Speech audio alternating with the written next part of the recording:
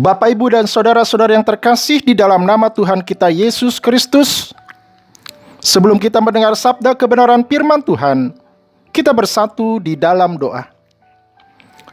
Anugerah dan damai sejahtera yang dari Allah Bapa kita dan dari anaknya Tuhan Yesus Kristus kiranya menyertai saudara-saudari sekalian. Amin. Shalom. Salam sehat bagi kita semua. Firman Tuhan yang akan menyapa kita pada hari ini, Rabu 28 Juli 2021, tertulis di dalam Amsal 24 ayat 3 dan 4. Demikianlah firman Tuhan.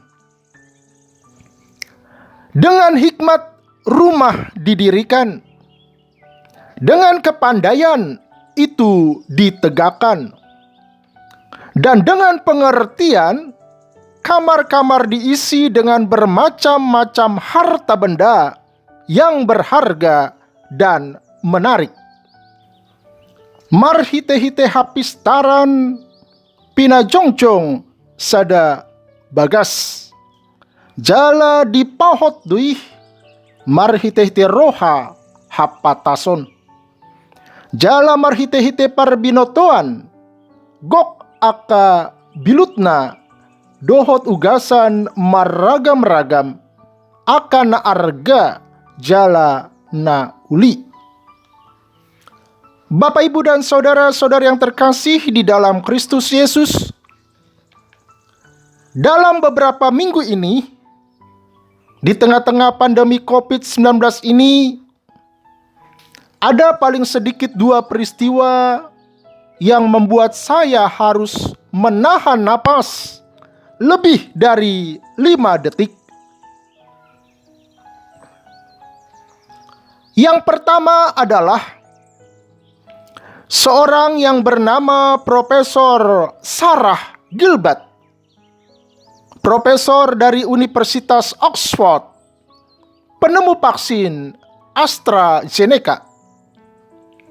Profesor kelahiran tahun 1962 ini menyumbangkan hasil penemuannya tersebut kepada dunia demi kemanusiaan tanpa mempatenkannya. Seandainya dipatenkan, dia bisa meraup uang triliunan rupiah dalam sekejap. Yang kedua adalah keluarga almarhum Bapak Akido Tio, yang demi penanganan pandemi COVID-19 ini menyumbangkan uangnya sebesar 2 triliun rupiah. Kalau kita mau jujur, seandainya kepada kita diberikan amanah seperti kepada Profesor Sarah Gilbert atau kepada keluarga almarhum Akido Tio, belum tentu kita bisa bersikap sosial seperti mereka. Benar enggak?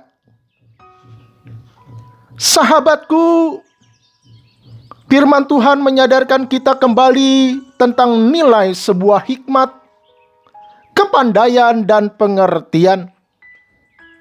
Dan dalam kesempatan ini, saya mengaplikasikannya pada sudut pandang lain, yaitu bahwa orang yang berhikmat mampu mengendalikan hidupnya, tidak dikuasai oleh kekuatan lain, kekuatan harta atau jabatan yang kadang bersifat destruktif atau merusak.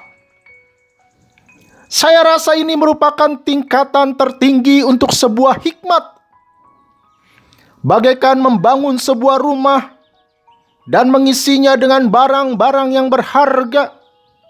Demikian jugalah hikmat mengajarkan kita dan memampukan kita berbuat demi kemanusiaan.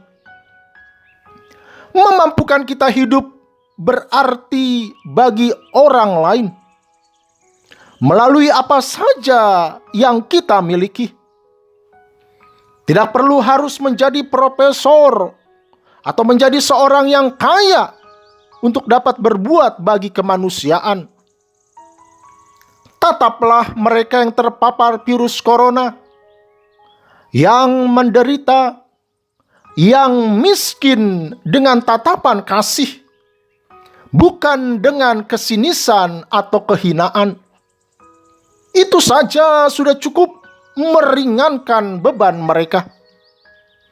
Kiranya Allah sumber berkat dan sukacita senantiasa menyertai kita di dalam segala usaha dan perjuangan hidup kita sepanjang hari ini. Tuhan Yesus memberkati kita. Amin. Kita berdoa. Tuhan, biarlah hikmat-Mu memampukan kami berbagi kasih bagi sesama.